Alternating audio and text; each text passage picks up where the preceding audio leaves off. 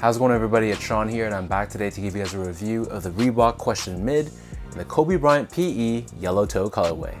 Before I start this review, I want to give a huge thank you over to Foot Locker Canada and Reebok Canada for sending me over this pair. These are slated to drop on December 31st for $140 US or $200 here in Canada. The official colorway for this shoe is white, yellow thread, and ultraviolet, and this shoe was inspired by the Kobe Bryant player exclusive Question Mid, which he wore during his sneaker free agency period in the 2002 to 2003 NBA season. If you guys don't know the story, back in 2002, Kobe bought out his Adidas contract, but one of the rules in buying out that contract was that Kobe couldn't sign with another brand until the following 2003 to 2004 season. It was a very interesting time because you'd see Kobe wearing a wide variety of brands, ranging from Air Jordans to old school Nikes like the Air Force One, and even other brands like N1 and of course, Reebok. So I believe this is the first wide general release we've seen for this Yellow Toe PE. It was initially slated to drop during February for All-Star Weekend, but unfortunately because of Kobe Bryant's untimely death, Reebok scrapped that plan and it was postponed until now.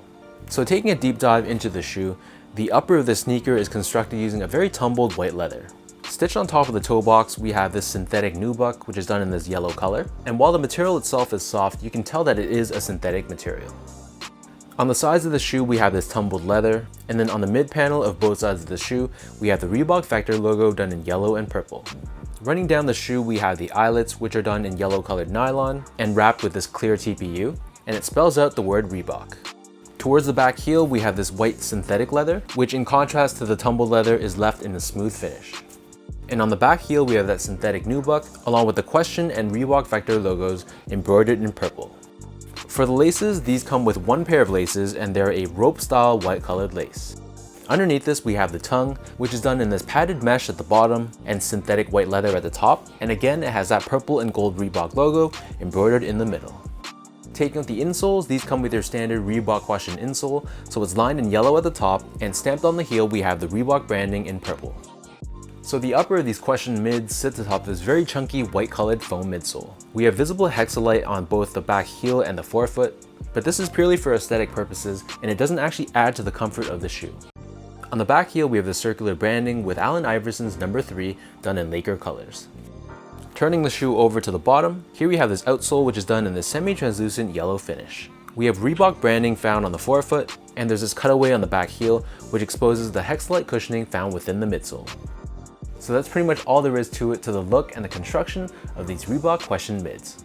In terms of sizing, so I'm a true size 10, slightly on the wider side, and Foot Locker Canada sent me these guys in a size 10. Pretty much they fit like all the other Question Mids I've ever worn, so in my opinion they're true to size in a snug way. So going with a size 10 gives me a very snug fit. The Question Mid is a pretty narrow shoe right here, so if you want a little bit more breathing room for your toes, I'd recommend going a half size up. Otherwise, if you have narrow or normal width feet, I think sticking true to size will be perfectly fine. Next up, in terms of comfort, overall I'd say that the Question Mid isn't bad. Obviously in this day and age, I'm going to be strictly wearing these just for casual use, and for that purpose it feels fine. This midsole is very chunky and you feel quite lifted off the ground, but it's going to be adequate cushioning for just an everyday casual use sneaker, even though I feel like they're a little bit on the heavier side. Finally, in terms of the quality and the craftsmanship on this pair, overall I'd say that it's not bad. I like this tumbled leather that they use on the upper, it had a nice softness to it, but the rest of the shoe is constructed using synthetic materials and you can really tell that it is synthetic. It definitely doesn't feel like a really elevated and really premium shoe. And I'm not sure how the quality of Kobe's actual PE was at the time, but it would have been nice if they gave us a bit more of an elevated take on the Question Mid.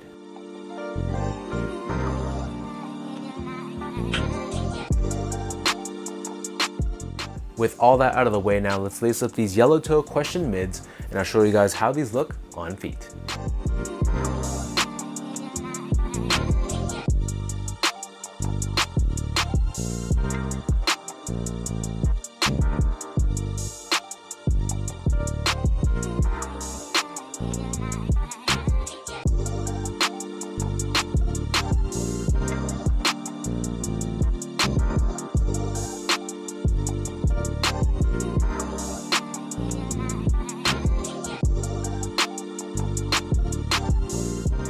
I'd say if you're a Kobe Bryant fan or if you're a Reebok Question fan, this is probably a must cop for you. It's a pretty significant shoe in terms of Kobe sneaker history. And even if you're not a Kobe or Laker fan necessarily, it's still a very clean looking colorway. So let me know in the comment section down below how you guys feel about this yellow toe Kobe Bryant PE question mid. When these drop on the 31st, is this going to be a cop or is it going to be a drop for you? If you guys enjoyed this video, be sure to like, comment, and subscribe. Give me a follow on Instagram at esco8.